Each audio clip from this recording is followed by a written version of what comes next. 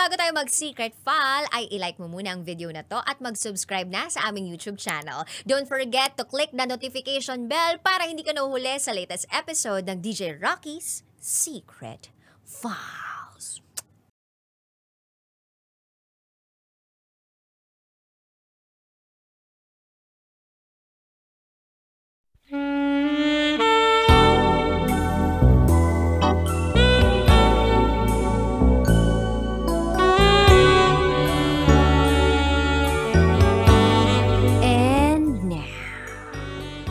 It's time for SPG, as in Super Backgammon Secret File.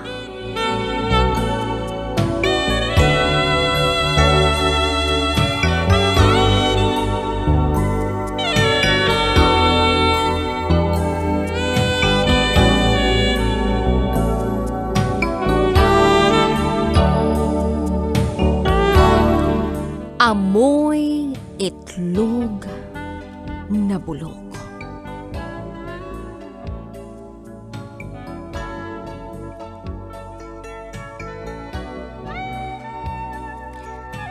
Hi, DJ Rocky.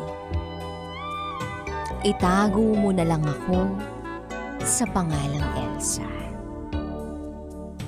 At ito ang aking SPG, as in Super Backgammon Secret File.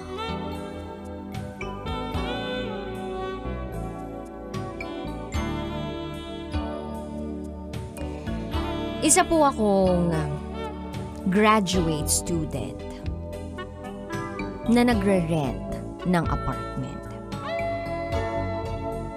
Shared spaces, kumbaga. So, meron po akong roommate na itago natin sa pangalang Dina. Dahil di na kakahinga ang lahat ng makakasalamuhan niya. Yes, DJ Rocky. May amoy siya. At hindi lang basta may amoy. Mabantot siya. Napansin ko na hindi siya naliligo araw-araw.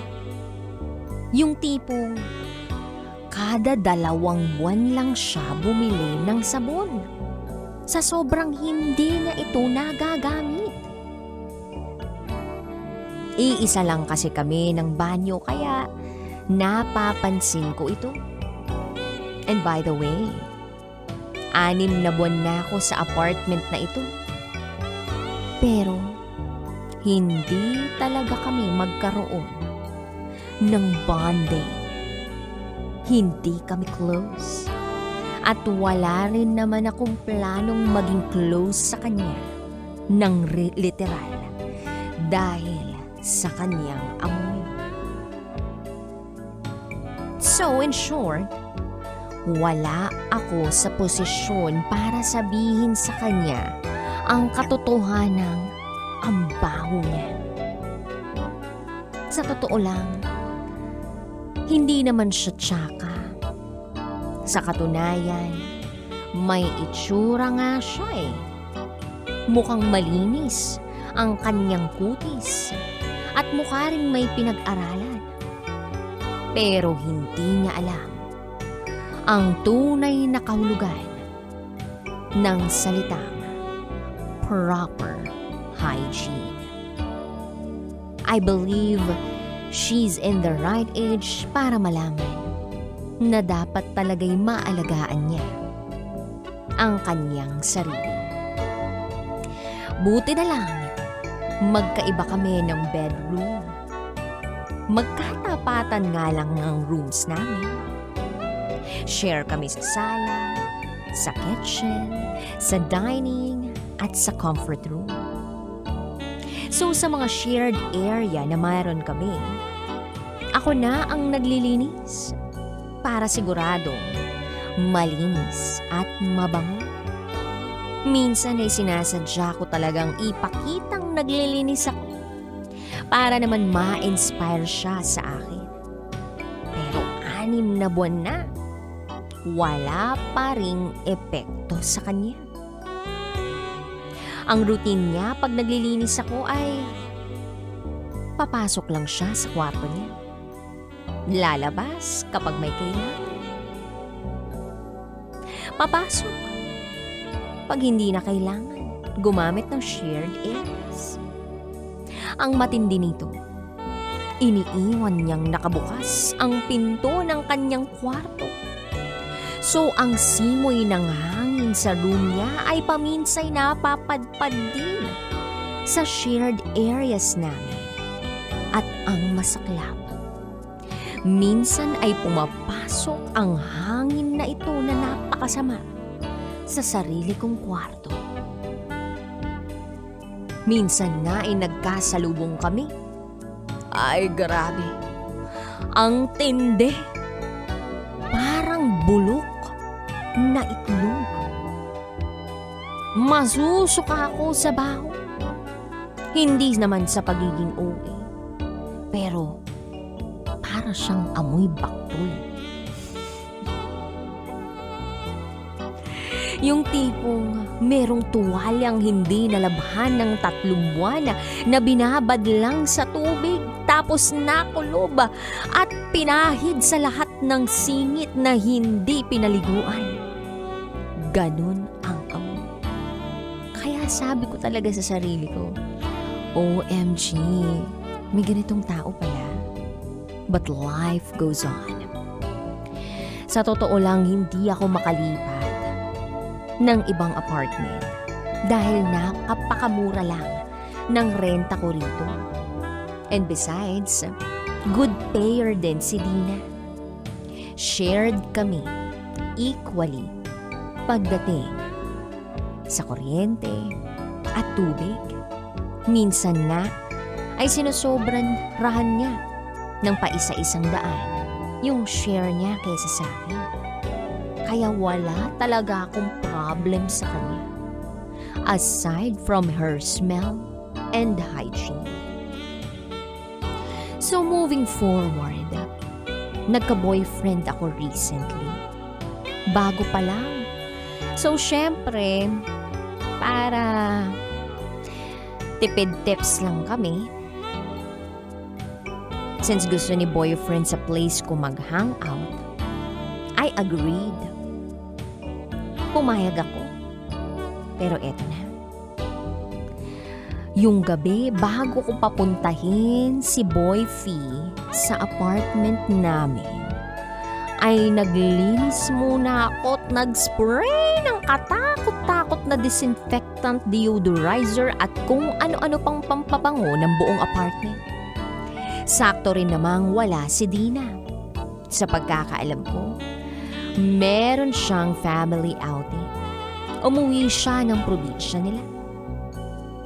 So kinabukasan, the day na mag-hangout kami ng boyfriend ko. Morning, mukhang okay naman ang amoy ng apartment. So eto na. Kailangan ko munang lumabas ng apartment dahil papasok ako sa school. Sa school, sinundo ako ni Boy Fee. Then nag-take out kami sa isang fast food chain at dumiretso na sa apartment ko. Pagpasok ng apartment, pagbukas pa lang ng pinto na pa, oh my gosh, ako. Dahil naramdaman ng buong katawang lupa ko at lalong-lalo na naamoy ng ilong ko na dumating na si Dina. Sa amoy pa lang, confirmed. Nakita ko rin ang madalas niyang ginagamit na sandals sa loob ng apartment. Nag-alangan ako bigla na papasukin si Boy Fee. What should I do? Sabi ko sa isip ko. Na-curious tuloy si Boy Fee. At at tinanong ako, "May problema ba? Ba't nahinto ka?" Then I said, wala naman. Wait, mag-spray lang ako Psst, psst, psst, shh. Spray dito, spray doon, ng disinfectant, deodorizer, or whatever. Then we went inside. Straight sa room ko. Dahil baka mamaya ay maabutan niya pa si Dina. At baka hindi na siya makahinga. I was praying na hindi niya maamoy ang matagal ko nang tinitiis na amoy ni Dina. Siyempre, nahihiya pa ako sa bago kong boyfriend. Medyo matagal-tagal din kasi akong walang boyfriend. So eto na.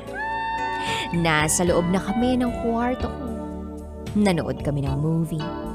Then eventually, gumalaw na si Boy F. Mukhang sasabak na siya sa gyera. And yes, ready akong sumabak din sa gyera kasama siya. Naging komportable na kami sa isa't isa. Hanggang sa nagharapan na kami ng boyfriend ko face to face at binudburan na namin ang isa't isa ng kispirin. Tinanggal ang mga dapat tanggalin para makasabak na talaga sa gyera. At eto na ang pinakahinihintay ko. Ang madiligan, ang natuyo kong damdamin. Naks, syempre gusto ko rin siyang paligayahin. Kaya ang ginawa ko ay tumayo ako. Tumayo rin siya. At lumungod ako sa harap niya. Nagnilay-nilay. Bigla siyang yumuko sa akin at sinabihan ako ng I love you. Inilapit ko ang mukha ko sa dapat sanay isusubo ko para maging malakas ako sa gyera. Pero hindi ko kinaya. Dahil imbes na mapa-I love you too ako, ay bigla na lang akong tumayo sa pagkakaluhod ko. Tumayo rin lahat ng balahibo ko. Sa isip ko, retreat! Retreat! Kailangan kong sumuko sa laban. Dahil kung hindi, ay mamamatay ako sa baho. Yes, DJ Rocky. Si bagong Boy F ay may mabahong itlog. Parang itlog na bulok. Parang pwede silang magsama ni Dina. Heist, naisip ko lang, bakit ganito ang aking kapalaran? Meron ba talagang mali sa akin o sa ilong ko? Or may mali lang sa mga amoy nila? Nag-iisip tuloy ako kung itutuloy ko pa ba ang pakikipagrelasyon ko sa bago kong boyfriend. Or ipakikilala ko na lang siya kay Dina. Dahil parehas sila may kabahuan. Bagay silang dalawa. Ano bang dapat kong gawin? Should I let it go? Just like what Elsa did? Or mag-Elsa balutan? Or maging tapat at totoo sa aking boyfriend? Dahil baka pwede namang gawan ng paraan at hindi na siya mag-amoy bulok. Baka hindi lang talaga siya nakaligo ng araw niya. Well, please, bigyan niyo naman ako ng advice. Hanggang dito na lang muna po. Muli, ako si Elsa. At ito, ang aking SPG. As in, Super Pagner. See